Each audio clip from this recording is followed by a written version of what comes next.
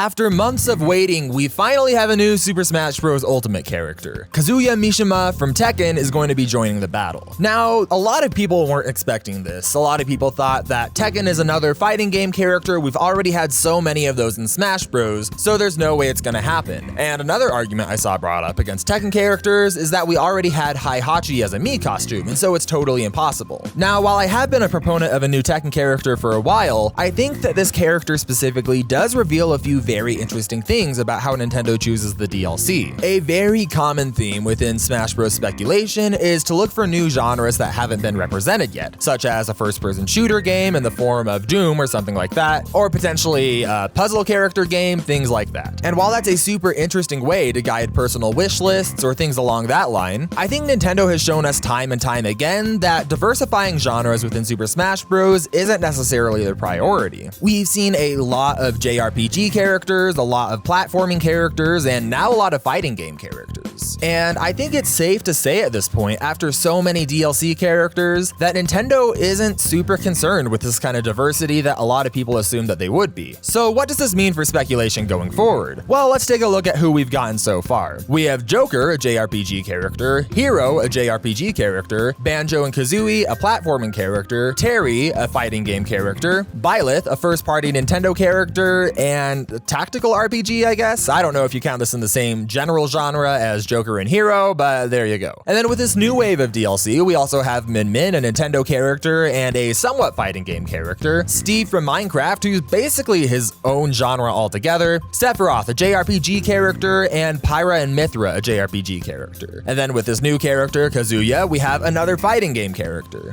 Not to mention that it's a character who's already represented in Super Smash Bros. And so while a lot of fan speculation so far has been really guided by this concept of characters whose games aren't represented in Smash at all, and characters whose genres aren't represented in Smash at all, I think it's time to refocus on a whole new collection of characters that could be likely for DLC. Now, I think the first thing we need to think about is whether the last character is going to be first party or third party character. In reality, we don't quite have enough to say. We could say that Nintendo wants to end things on a really high note and end with a very hyped up third party DLC character. But if I learned anything from the last pass, it's that Nintendo doesn't necessarily have the best gauge on what's going to be the most hype-filled thing to end a pass. They gave us Byleth, who's from a game that's already widely represented in Super Smash Bros., from a genre that already has a decent amount of representation, and a first-party character who a lot of people weren't typically excited about, even if I was personally. So I don't think that there's enough to say 100% that Nintendo is going to go for the most hype-filled third-party pick out there. Looking over the existing roster, I really think that we should consider franchises already represented in Super Smash Bros., and especially genres already represented in Super Smash Bros. There's a wide swath of first-party games, but what's most interesting to me right now is to look at the different third-party characters that we have. We have Ryu, Ken, Terry, and now Kazuya, all coming from fighting games. Among the other newcomers to Super Smash Bros. Ultimate, we've also seen fan-favorite characters like Ridley getting into the game or King K. Rool. So when it comes to figuring out who to expect for a new DLC, I think we ought to consider all of this together. That being said, here are a few of my predictions of what I think still could be likely. Once again, we have Crash Bandicoot, who for a long time has been one of my most predicted characters. He's coming from a platforming game, he's a fan-favorite character, and people have been talking about him since Super Smash Bros. 64. He would make a lot of sense, and I think there's precedent for his genre being represented in Super Smash Bros. I could also potentially see a Mortal Kombat character. I could see people saying they wouldn't do two fighting game characters in a row, but we saw two JRPG characters in a row in the form of Joker and Hero. So I don't think it's super far out there. I mean, we also saw the same thing with Sephiroth and Pyra Mithra. I could also still see a Legend of Zelda character coming to the game. Breath of the Wild 2 is in development. We don't have too much diversity in those characters, and while we have seen post-game DLC content for the characters in form of a spirit board, we've seen through Heihachi that doesn't really seem to matter to Nintendo. People could also make the same argument for Legend of Zelda in favor of a new Pokemon character. I don't think that that's super out of the question. Going through some of the other DLC Mii costumes, I also see the Monster Hunter in there, and that's a franchise that I think for a long time would make a lot of sense to add to Smash as a fighter. We also see Isaac from Golden Sun, once again a fan favorite from a JRPG that I really could see getting into the game, and also maybe another character from Mega Man. That's a franchise that isn't super widely talked about in speculation, but we've seen from Sephiroth's inclusion that Nintendo isn't closed off to adding characters from pre-existing franchises. It has a Mii costume, and I could really see another character getting into the game, particularly maybe Proto Man or Zero or something along those lines. But ultimately, what I've learned time and time again is our fan favorite characters, the ones that we've been speculating about as a community for such a long time, don't hold up to scrutiny. We have all of these assumptions behind them that people have been making since the very beginning, but Nintendo just seems to be operating on a different system entirely. They don't care about genre diversity, they don't seem to care which ones the fans are asking for the most in the speculation scene. It just seems like they're doing what they think would fit well in Super Smash Bros. And so, like we've been saying for a while, I think it's time for a total reevaluation of the characters we've been considering. I want to know your opinions though. If there's a character that you think could be likely that people aren't talking about and kind of fits the patterns established within Super Smash Bros., either put it in the comments or on my Discord DLC prediction channel, and I'll make sure to talk about them in a future video. I really want to kind of expand the characters that we're talking about as a community, and I think that this would be a really great way to do it. If you want to see my prediction list for characters that I made before Kazuya was announced, make sure to click the video in the left-hand corner. If you want to see Smash brackets, recent Sonic vs. Fox vs. Battle video, that's going to be in the top right-hand corner, and I'm going to have a full playlist of my DLC predictions in the bottom right-hand corner. I want to thank you all so much for watching, and until next time, keep thinking.